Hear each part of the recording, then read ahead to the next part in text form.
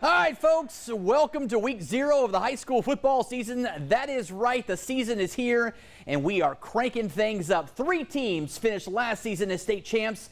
How many will be state champs in 2018? The march to Columbia has begun. Welcome to the End Zone. I'm your host, Brandon Dunn. Casey Hintz will join me just a tad bit later from the End Zone game of the week, but let's get right into the action. We'll start off in Class 5A. Let's take a look at our key matchup to start things off on week 0. We're talking about the guys from South Florence. That's right, the Bruins looking to change things around this season, coming off a 1-win season a year ago. But let me tell you something, this team is hungry and ready to get back to the postseason. David Prince says he likes the makeup of this team, and I tell you, after tonight, they're looking pretty good. 12 starters returning, but one guy you got to look at is this man right here. Yeah, we're talking about Michael Mason, the all-zoner senior, has several Division I offers. He is a one-man wrecking crew for that Bruins defense. How he goes on that defense is how that defense will go. And as of tonight, they looked pretty good against a team from down in Charleston. The team they faced this evening, of course, was this bunch right here from James Island. So with that, let's head up to Florence Memorial Stadium, show you what happened in this 5A action as the Bruins come on the field and they get things going early. Parks with a swing pass here to Quinlan's. He'll take it down inside the 5-yard line, and the Bruins were at the doorstep. Tony McFadden, he's healthy, he's strong, he's good, and he's back. That right there, my friends, is the touchdown. 7-0 Bruins early on. The cheerleaders, hey, yeah, liking what they see. Next South Low possession, Parks finds Quillens again. This time, the pass is complete, a little shaken, a little bacon. That young man has got some skills. That leads to this. Hey, it worked a couple times. Why not go back to your bread and butter? That connection, and Quillens is wide open. He is taking it to the house. Give him 6 on the score. 14-0 Bruins. Yeah, David, he's excited, and rightfully so. Then they go back to the workhorse, McFadden, cutting it left, cutting it right.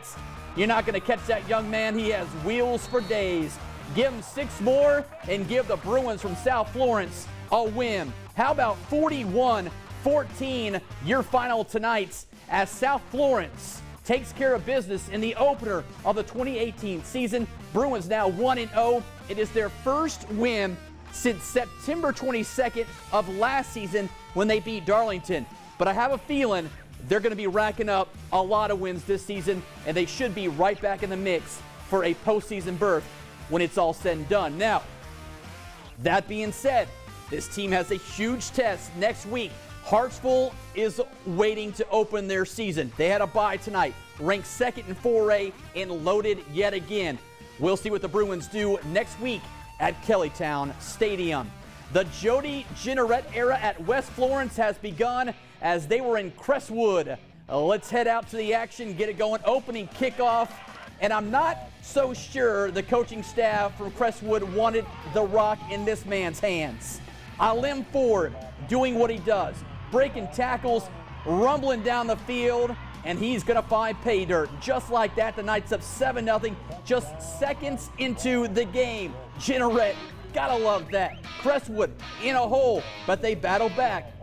Simmons here on the keeper, picks up a nice chunk of real estate. Wyatt Emerson with a stop, but not before the Knights pick up a first down. Later in the drive, Simmons finishes the march, goes over the top of the score. They missed the extra points. West remained out in front 7-6. After Crestwood came up with a stance, they go back to business. Simmons fakes out the Knights and our Photog, pulling it down, picking up a 15-yard, and then Crestwood was in Knights territory. Later on, Furman, quick strike, the burst, the young man is gone. Crestwood takes a 12-7 lead into the second. That's when lightning came. They would suspend the action, but they've got things going again. Right now, it is late in the fourth quarter, and yes, that is correct. West Florence has a 52-47 lead over Crestwood in a shootout. As I mentioned, though, late fourth quarter, we'll have a final for you, of course, before we go off the air. If this one stands, of course, the Knights will be 1-0 on the season, and they'll turn their attention to their home opener next week when the Falcons from Darlington come to Florence. Memorial Stadium. St. James, their first game in Class 5A under Tommy Norwood, on the road to take on Jamie Schneider and the Loris Lions. Third quarter, Sharks down 20-7, but Berkeley Young, he's going to find Lee Jordan somewhere in there. Yeah, he gets the touchdown as he finds the 6 points, and that right there, my friends, would cut into the lead. But Loris storms back. Solis extends the lead as he's a hungry hippo, and he flexes the pipes as Loris now leads 27-14. Young and St. James not going away, muscling his way in from 2 yards out. That running back, he's got some skills there.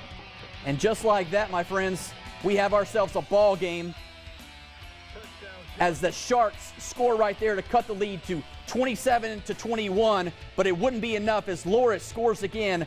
33-21 your final as we head to the scoreboard. Loris, they pick up the win tonight in their first game of 2018. It took a little work, but they got it done as they are now off and running. The Sharks, well, they are now 0-1 as they turn their attention to Hilton Head. They go on the road next week to take on that Hilton Head team.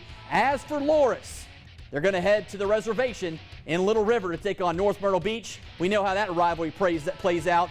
It's going to be yet another good one between those two old foes. We'll see how it goes next Friday night. How about Socastee and West Brunswick? The Braves looking to start the season off in North Carolina.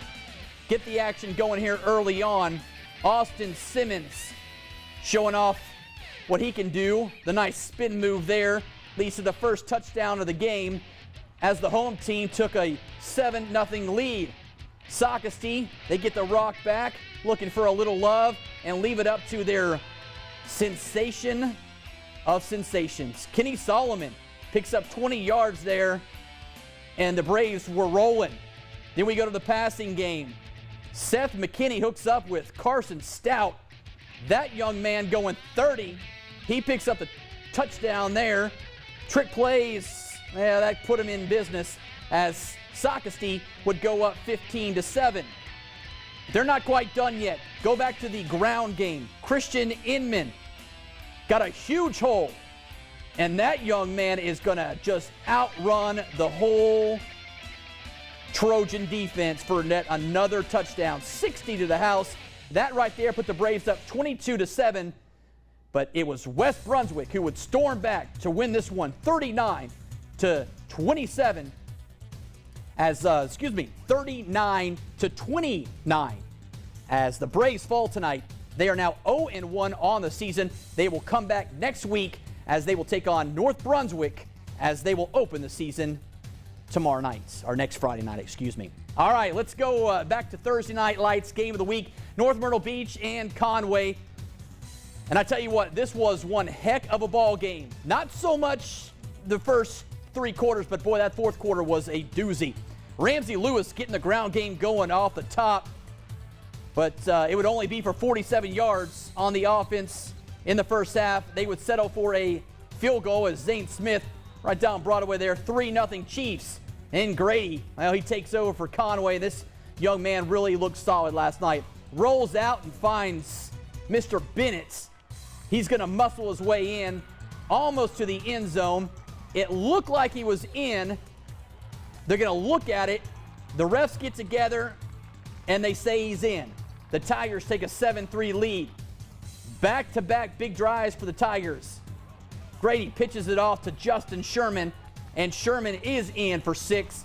14-3 Conway at the half. We're going to go second half now, and here come the Chiefs, rallying and ready to go. Casey McClendon showing off his arm, and a strike to Bell right there at the pylon. The refs get together. They're trying to figure out exactly if that young man was in, and they're going to say he is. They're going to give him the touchdown, and that really changed the outcome of this game because that puts North Myrtle Beach in business and gave them all kinds of momentum, which led to this. Nassim Harrison with a game winner across the middle with 10 seconds to go. That right there sealed the deal for North Myrtle Beach as they rallied from 11 down to win last night 16-14 over the Tigers from Conway High. Big win for Matt Reel and his team from Little River as they now turn their attention to Loris, who won tonight. That will be their home opener next Friday. As for Conway, they're going to get back in the swing of things as they go on the road next week at Nations Ford. But last night, it was about a nice rally from the Chiefs as we caught up with Matt Reel. Our defense played great all night, and the times they scored, we put them in really bad field position. So we had confidence in that. They did their job. Finally hit a big pass play. Finally got the running game going a little bit. I think they got a little bit tired, and we finally pushed through and got in the end zone. I think after that, it was just kind of that momentum burst we needed to get it finished off. All right, well, we're going to take a quick break. When we come back, we got more scores, more highlights, and, of course, the ABC 15 End Zone Game of the Week. Don't go anywhere. We'll be right back as we're just warming up Week 0 of the high school football season. We'll be right back.